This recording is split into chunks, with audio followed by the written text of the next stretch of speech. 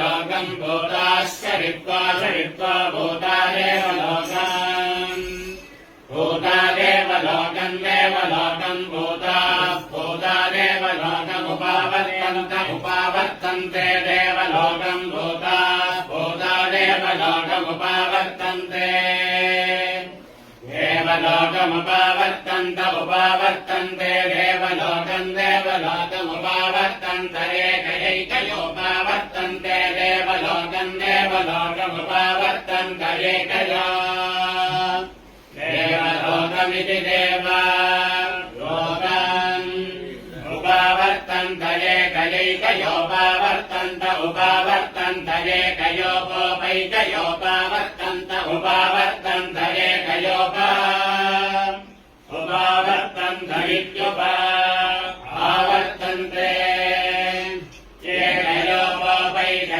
एकयोपैकयोपतिष्ठन्ते तिष्ठन्त उपैकयोपतिष्ठन्ते उपतिष्ठन्ते तिष्ठन्त उपोपतिष्ठन्त एकथैकथा तिष्ठन्त उपोपतिष्ठन्त एकथा तिष्ठन्त एकथैकथा तिष्ठन्ते तिष्ठन्त एकथैवैवैकथा तिष्ठन्ते तिष्ठन्त एकथैव एकथैवैवैकथैकथैव यजमाने यजमान एवैकथैकथैव यजमाने एकथेत्येका एव यजमाने यजमान एवैव यजमाने वीर्यम् वीर्यै यजमान एवैव यजमाने वीर्यम् यजमाने वीर्यम् वीर्यै यजमाने यजमाने वीर्यम् दधति दधति वीर्यै यजमाने यजमाने वीर्यम् दधति वीर्यम् दधति दधति वीर्यम् वीर्यम् दधति निवेशनो निवेशनो दधति वीर्यम् वीर्यम् दधति निवेशनः दधति निवेशनो निवेशनो दधति दधति निवेशनः सङ्गमनः सङ्गमनो निवेशनो दधति दधति निवेशनः सङ्गमनः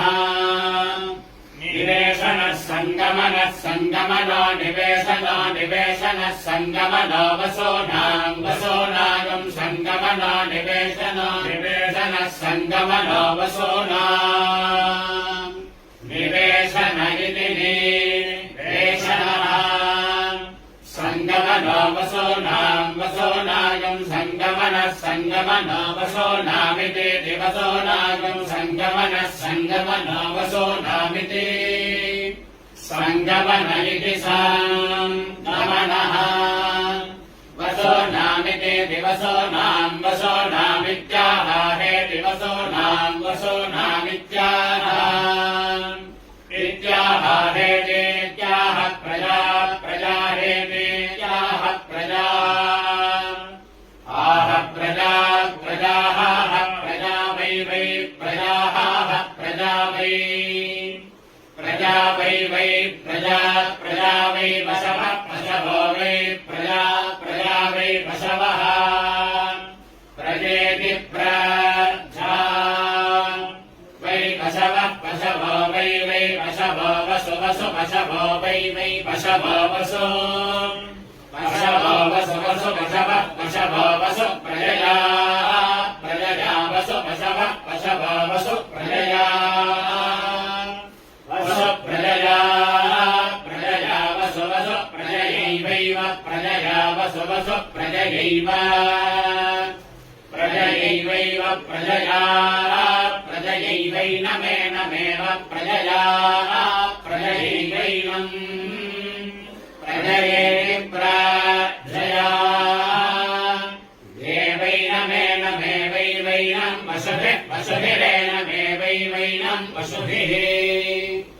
एनम् वसुभिः वसुभिरेनमेनम् वसुभिः सगम् सम् वसुभिरेनमेनम् वसुभिः सम् वसुभिः सगम् सम् वसुभिः वसुभिः समर्थयन्त्यर्थयन्ति सम् वसुभिः वसुभिः समर्थयन्ति वसुभिरिति वसुभिः समर्थयन्त्यर्थयन्ति सगम् समर्थयन्ति